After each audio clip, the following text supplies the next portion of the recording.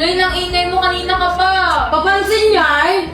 Simula pagtulog ka, Oo, nag-iingay ano yan? Pati ikaw, Marmek, ang ingay mo rin. Eh ano naman kung maingay ako eh, kakul ko yung papa ko. Palibasa kasi wala akong tatay. Sa walang tatay. Uy, sige na. Alam mo, Shireen, grabe na kasi yung mga sinabi mo.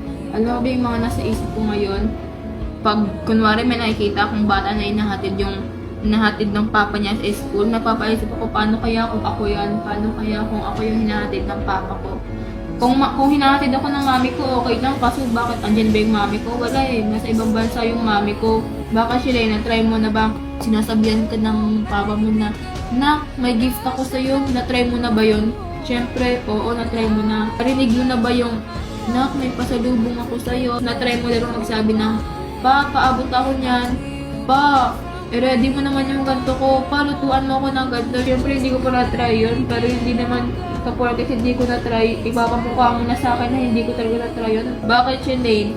Na-try mo na ba magsintas ng sapatos? Tapos napapaisip ka, paano kaya kung tatay ko yung nagsisintas ng sapatos? Bakit naranasan mo ba yung naranasan ko na napapatanong sa sarili na anong kayang feeling pag pinagluluto ng tatay? Pag may meeting sa school, walang umaattend.